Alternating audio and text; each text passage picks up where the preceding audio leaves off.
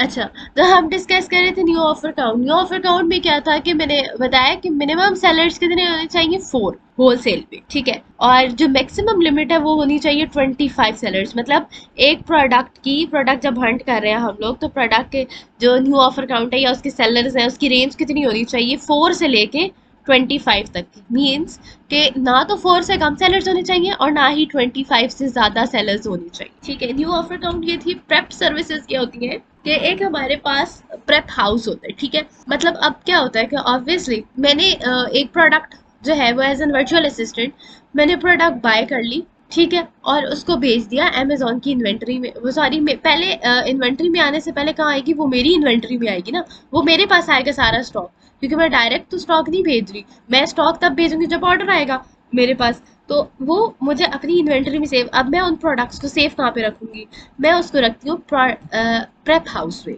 Save. मतलब जहाँ inventory मेरी पड़ी हुई होगी ना, वो प्रेप हाउस होगा। मतलब लेट्स सपोज मैंने जे डॉट के जो 50 ड्रेसेस ऑर्डर किए थे, ठीक है, तो वो कहाँ जाएंगे, मेरे मेरे प्रेप हाउस में जाएंगे। अब प्रेप हाउस है कहाँ पे, ऑब्वियसली हमने तो कोई स्टोर खरीद के रखा हुआ नहीं है। तो वो क्या होता है कि वो हमें एक यूएस की मार्केट में, लेट्स सपोज मैंने काम कर रही थी और मैंने वहीं पे जे डॉट के ड्रेसेस ऑर्डर किए, ठीक है। तो मुझे क्या है, अब मुझे यूएस में ही एक प्रेप हाउस चाहिए। तो अब जब ये बहना लोग कोर्स करी थी, तो उधर टीचर ने कहा था कि वो खुद मतलब प्रेप हाउस की अगर जब ज़रूरत पड़ेगी हमें, तो प्रेप हाउस हम तब वो खुद ही हमें अरेंज करके देंगे, ठीक है। तो प्रेप हाउस के हम लोगों ने अभी फिलहाल प्रेप हाउस में इतना नहीं पढ़ना, बस हमें पता होना चाहिए कि जैसे ही मैंने प्रोडक्ट एक होलसेल पे ली, 50 ड्रेसेस मैंने ऑर्डर किए, तो वो डायरेक्ट अमेजोन के वेयर हाउस में नहीं आएंगे। वो पहले मेरे प्रेप हाउस में जाएंगे, फिर प्रेप हाउस से जाएंगे अमेजोन के वेयर हाउस में। तो ये था मेन, ठीक है। उसके बाद आ जाती है हमारे पास एसिन, अमेजोन स्टैंडर्ड आइडेंटिफिकेशन नंबर, ठीक है। एसिन अब हमारे पास क्या है, हर प्रोडक्ट का अपना एसिन होता है, ठीक है। अब जिस तरह से हम कहते हैं ना कि इंसान का एक आईडी कार्ड होता है, ठीक है, सीएनआईसी। हर किसी की सीएनआईसी डिफरेंट होती है, किसी की भी सेम नहीं होती, ठीक है। तो उसमें क्या होता है, एसिन भी हर प्रोडक्ट की डिफरेंट होगा, सेम नहीं होगा हमारे पास एसिन। एसिन एक नंबर होता है हमारे पास, ठीक है।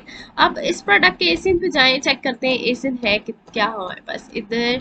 इस उसी प्रोडक्ट पे है, हम नीचे स्क्रॉल डाउन करते हैं, यहाँ लिखा हुआ होता है एसिन। ये देखिए यहाँ, ये एसिन, ठीक है। और एसिन के आगे ये एक नंबर गिवन है, ये प्रोडक्ट का क्या है, एसिन है, Amazon standard identification number.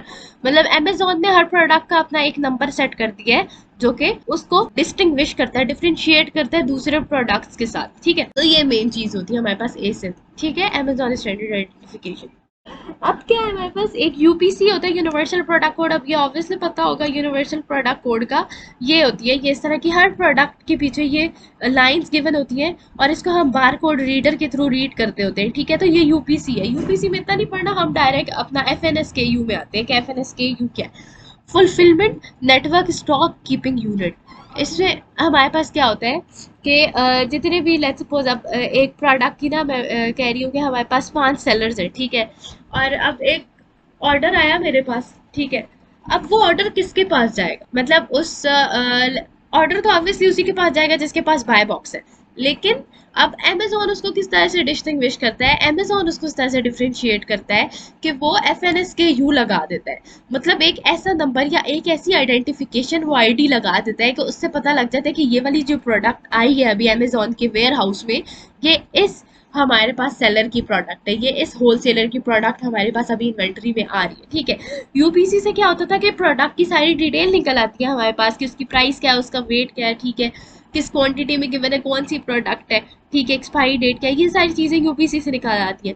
UPC में ही हम एफ एन एस के यू ऐड करते हैं, तो उसमें क्या होता है, प्रोडक्ट डिटेल्स के साथ साथ होलसेलर की डिटेल भी आ जाती है कि ये वाली प्रोडक्ट जो अभी ऑर्डर में आई है हमारे पास, मतलब अमेजोन के वेयर हाउस में आई है, ये किस होलसेलर की प्रोडक्ट है। एफ एन एस के यू का ये काम है। अच्छा, इसके बाद है बीएसआर, बेस्ट सेलर रैंक।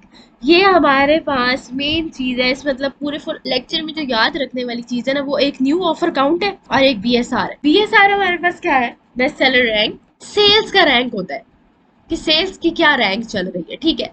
अब हमारे पास ऑब्वियसली अब जब भी अगर पोजीशंस हम देखा जाए, या फर्स्ट पोजीशन पे जो होता है हम कहते हैं कि ये टॉप पर है, ये सेकंड पर है, ये थर्ड पर है। इसी तरह सेल्स रैंकिंग में भी यही होता है ना कि नंबर 1 पे ये प्रोडक्ट रैंक कर रही है, नंबर 2 पे ये प्रोडक्ट रैंक कर रही है। उस रैंक के प्रोडक्ट्स के अकॉर्डिंग क्या मतलब है कि अब लेट्स सपोज जे डॉट का एक ड्रेस है, ठीक है, वो न्यू बिल्कुल आया है और वो टॉप रैंकिंग पर जा रहा है, नंबर 1 पे जा रहा है। इसका मतलब ये कि उसकी सेल्स सबसे ज़्यादा है, टॉप पर जा रही है उसकी सेल्स। तो बेस्ट सेलर रैंक हमारे पास क्या है, जिस प्रोडक्ट की सेल सबसे ज़्यादा होती है वो हमारे पास 1 पर है। मतलब इसकी भी रेंज होती है, जिस तरह न्यू ऑफर काउंट की एक रेंज थी ना हमारे पास, इसी तरह बीएसआर की भी रेंज है। क्या रेंज है इसकी, 01 से लेके 60,000। ठीक है, इसकी रेंज कितनी है, 1 से 60,000 की रेंज होती है बीएसआर की। कि किसी भी हमने वो वाली प्रोडक्ट लेनी है जिसके जो बीएसआर है, बेस्ट सेलर रैंक है, वो हमारे पास 1 से लेके 60,000 हो ना। 1 से कम, ऑब्वियसली 1 से कम है तो वो तो प्रोडक्ट एग्जिस्ट, मतलब सेल ही नहीं हो रही है उसकी। 0 पर है तो उसका मतलब उसकी सेल ही नहीं है, ठीक है। 1 है तो उसका मतलब उसकी सेल्स बहुत ज़्यादा है, 2 है तो उस 1 से थोड़ी सी कम है, 3 है तो 2 से थोड़ी कम है, इस तरह से। 60,000 है रैंक, इसका मतलब है कि है अच्छी सेल्स है, अच्छी है, मतलब नॉर्मल है। लेकिन अगर वो 60,000 से ज़्यादा एक्सीड है तो उसका मतलब है कि वो प्रोडक्ट हम लोगों ने हंट करनी ही नहीं है, वो प्रोडक्ट लिस्ट करनी ही नहीं है। तो न्यू ऑफर काउंट में क्या बताया था कि वो सेलर्स होते हैं, नंबर ऑफ सेलर्स, उसकी रेंज क्या थी, मिनिमम कम से कम 4 होने चाहिए, ज़्यादा से ज़्यादा 25 होने चाहिए, ठीक है। इधर क्या बीएसआर में क्या है कि मिनिमम 1 और मैक्सिमम 60,000, ना तो 1 से कम ना 60,000 से ज़्यादा। तो बीएसआर ये होता है। लेक्चर खत्म। बीएसआर यहाँ से हम देख लेते हैं, बेस्ट सेलर रैंक ये गिवन होता है। अब ये देखें यहाँ पे, ये एंड पे सेकंड लास्ट पे बेस्ट सेलर्स रैंक बताया हुआ है हमें। अब ये कितना है इसका, 41,270 गिवन है, ठीक है। तो मतलब ये हमारे पास अच्छी प्रोडक्ट है, इस प्रोडक्ट को हम हंट कर सकते हैं। लेकिन और भी इसकी रिक्वायरमेंट्स होती हैं, वो प्रोडक्ट हंटिंग में हम क्लियरली देखेंगे कि क्या क्या रिक्वायरमेंट्स आ रही है हमारे पास, ठीक है। क्योंकि हमने प्रॉफिट कैलकुलेट करना है और ये वाली सारी चीज़ें।